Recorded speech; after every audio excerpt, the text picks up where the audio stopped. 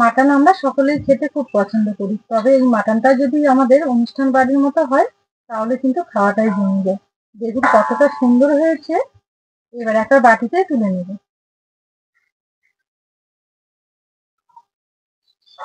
পুরো অনুষ্ঠান বাড়ির মতো হয়েছে দেখুন।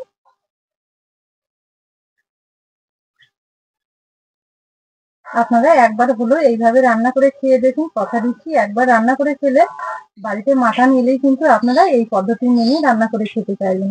খেতেও খুব ভালো লাগে। নমস্কার বন্ধুরা, নতুন একটা রেসিপি দেখার জন্য আপনাদের সকলকে অনেক অনেক স্বাগত জানাই কাজলি ভিলেজ ফুড রান্নাঘরে।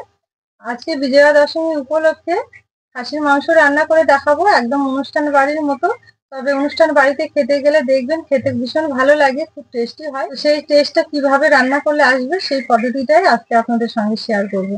চলুন দেখে নেওয়া যাক আজকের রেসিপি। রান্নার জন্য এখানে আমি নিয়েছি 750 খাসির মাংস। পরিষ্কার করে কেটে বেছে ধুয়ে তুলে নিয়েছি, আর রান্না করতে যা যা মশলা লাগবে সবকিছু গুছিয়ে নিয়েছি। চ্যানেলে নতুন বন্ধু হয়ে থাকলে প্লিজ চ্যানেলটি একবার সাবস্ক্রাইব, লাইক, শেয়ার করে নেবেন। আর প্রতিনিয়ত নতুন ভিডিওগুলো পাওয়ার জন্য পাশে থাকা বেল আইকনটি অবশ্যই একবার ক্লিক করে নেবেন।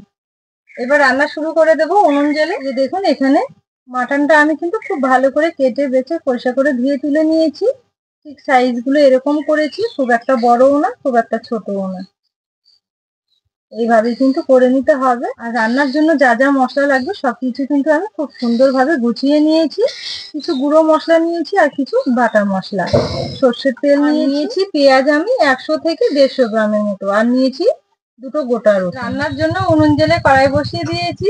এবার এখানে কিছু গোটা মশলা নিয়েছি। এখানে নিয়েছি 4টে ছোট এলাচ, 1 টুকরো দারুচিনি, আর এখানে নিয়েছি কয়েকটা গোলমরিচ, আর নিয়েছি 5 থেকে 6টা লং। এগুলো একটু শুকনো খোলায় হালকা করে ভেজে নেব। এই মশলাটা কিন্তু খুব একটা বেশি ভাজার দরকার নেই, হালকা একটু যখন মশলা থেকে মিষ্টি গন্ধ ছাড়বে তখনই নামিয়ে নিতে হবে। এখানে মশলাটা হালকা ভেজে নিয়েছি, এবার নামিয়ে নেব। আবারও কড়াই বসিয়ে দেব। এবার কড়াইয়ে নিয়ে নেব সর্ষের তেল। তেল এখানে একবারেই দেব, সেই কারণে একটু বেশি করে নেব। তেল গরম হয়ে গেছে, তেলের মধ্যে দিয়ে দেব 1 টুকরো দারুচিনি আর 2টো এলাচ, আর দেবো একটা তেজপাতা। পেঁয়াজ কুচিগুলো দিয়ে দেবো। পেঁয়াজ কুচি দেওয়ার পর নেড়ে চেড়ে পেঁয়াজগুলো একটু ব্রাউন কালার করে ভেজে নেবো। আর এই সময় কিন্তু উনুনের আঁচটা অবশ্যই জোরে রাখতে হবে, তাহলে দেখবেন পেঁয়াজগুলো খুব তাড়াতাড়ি কালার চলে আসবে, ভাজাও হবে। এখানে পেঁয়াজগুলো খুব সুন্দরভাবে নেড়ে চেড়ে ব্রাউন কালার করে ভেজে নিয়েছি। এবার দিয়ে দেবো এর মধ্যে 1.5 চামচ মতো রসুন বাটা,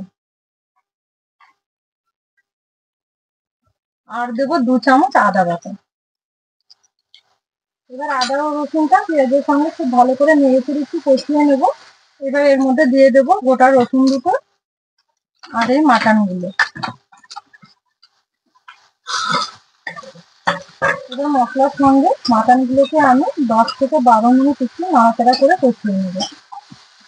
এইভাবে নেড়ে চেড়ে কষাতে কষাতে দেখবেন খুব সুন্দরভাবে তেল ছেড়ে দেবে আর খুব সুন্দর একটা কালার আসবে। কন্টিনিউ কিন্তু নাড়াচাড়া করতেই থাকতে হবে এইভাবে। এখানে দেখুন নাড়াচাড়া করতে করতে কিন্তু মাটনগুলো খুব সুন্দর হয়েছে আর খুব সুন্দর একটা কালারও এসেছে। এবার এর মধ্যে আরো কিছু মশলা দেবো। এখানে পরিমাণ মতো নিয়েছি জিরের গুঁড়ো, আর দেবো ধনে গুঁড়ো। মশলাগুলো কিন্তু আমি পরিমাণ মতো নিয়েছি। 4 চামচ নিয়েছে, 3 চামচ দিয়ে দেবো ঝাল লঙ্কার গুঁড়ো।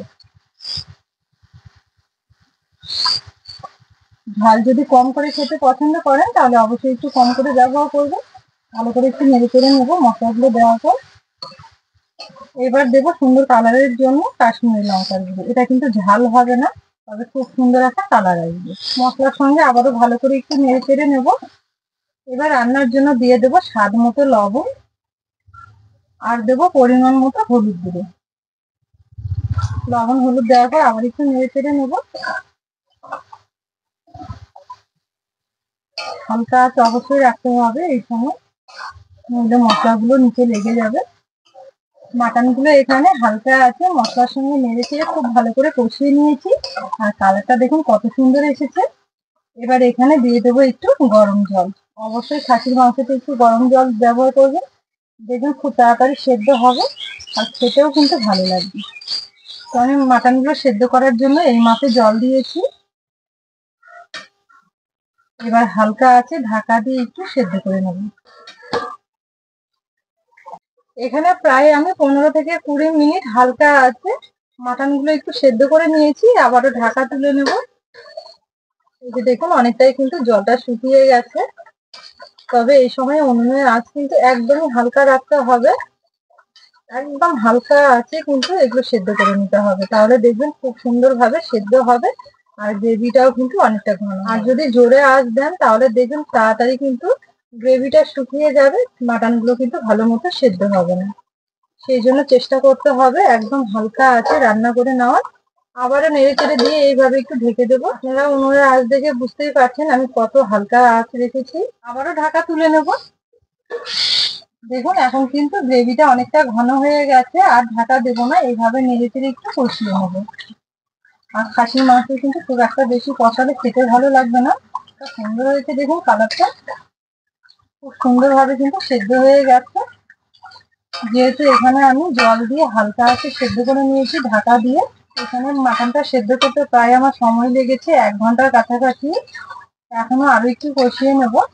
আমি এখানে 2টো গোটা রসুন ব্যবহার করেছি, আপনারা চাইলে নাও ব্যবহার করতে পারেন, তবে মাটনে কিন্তু গোটা রসুন খেতে বেশ ভালো লাগে। আমাদের বাড়িতে সবাই খুব পছন্দ করে। মাটনটা কিন্তু খুব সুন্দর, চর্বিটা খুবই কম ছিল। তো দেখুন এখানে নাড়াচাড়া করে আবার একটুখানি টাইম খুব ভালো করে কষিয়ে নিয়েছি। মাটন কিন্তু এর থেকে আর বেশি কষালে খেতে ভালো লাগবে না। এবার দিয়ে দেবো গরম জল। ঝোলটা আপনারা আপনাদের পছন্দ মতো ব্যবহার করবে, আপনারা যেমন ঝোল খেতে পছন্দ করবে সেই অনুযায়ী। তবে আমি কিন্তু এখানে খুব বেশি একটা ঝোল দেবো না, একটু দেবো। ঝোলটা দেওয়ার পর উনুনের আঁচটা জোরে দিয়ে এবার একটু ফুটিয়ে নেব। এখানে দেখুন ঝোলটা টকবক করে ফুটে উঠেছে। এই সময় দিয়ে দেবো আগে থেকে যে গোটা মশলাটা ভেজে গুঁড়ো করে নিয়েছিলাম সেটা পুরোটাই দিয়ে দেবো, পরিমাণ মতো নিয়েছিলাম। এই মশলাটা দেওয়ার জন্য কিন্তু মাংসের টেস্টটাই একদম আলাদা হয়ে যাবে, খেতে ভীষণ ভালো লাগবে।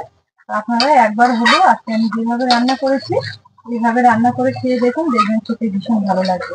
একদম নতুন স্বাদ পাবেন আপনারা। আর এইভাবে মশলা করে রান্না করলে কিন্তু অনুষ্ঠান বাড়ি কোনো অংশে কম হবে না, পুরো অনুষ্ঠান বাড়ির মতো লাগবে। মশলা দেওয়ার পর নেড়ে আবার একটুখানি টাইম ফুটিয়ে নেব। এবার একটু থালাতে ঢেকে দেবো, তাহলে মশলার যে ফ্লেভারটা থাকে সেটা কিন্তু আর বেরিয়ে যাবে না। এখানে ঝোল দেওয়ার পর হালকা আছে আবারও খুব ভালো করে একটু ফুটিয়ে নিয়েছি। রান্না আমার শেষের দিকে হয়ে গেছে, এবার ঢাকা তুলে একটু নেড়ে চেড়ে নামিয়ে নেব। এই যে দেখুন গ্রেভিটা কিন্তু অনেকটা ঘন হয়ে গেছে আগের তুলনায়, খুব সুন্দরভাবে রান্না হয়ে গেছে। এবার নামিয়ে নেব। আর দেখতে কতটা সুন্দর হয়েছে দেখুন, একদম অনুষ্ঠান বাড়ির মতো, অনুষ্ঠান বাড়ির মতোই কিন্তু কালার হয়েছে। আর সব দিক দিয়ে কিন্তু খুব সুন্দর হয়েছে, সেদ্ধ হয়েছে খুব সুন্দরভাবে। এখানে আমার রান্না করতে সময় লেগেছে প্রায় 1.5 ঘন্টার মতো।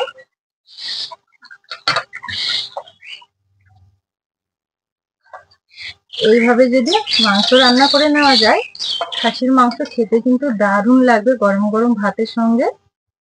তবে আপনারা চাইলে কিন্তু গ্রেভিটা আরো একটু রাখতে পারেন, আমি একটু কম করে রেখেছি। তাহলে বন্ধুরা আজকের এই মাটন কারি রেসিপি আপনাদের কেমন লেগেছে অবশ্যই একটা কমেন্ট করে জানাবেন। পুরো ভিডিও দেখে যদি রেসিপি ভালো লেগে থাকে তাহলে অবশ্যই সবসময়ের জন্য আমার চ্যানেলের পাশে থাকবেন, আর অনেক অনেক বন্ধুদের সঙ্গে শেয়ার করবেন। আজকের জন্য রেসিপি এখানে শেষ করলাম, ফিরে আসবো পরের দিন নতুন রেসিপি নিয়ে। ততক্ষণের জন্য আপনারা ভালো থাকবেন, সুস্থ থাকবেন।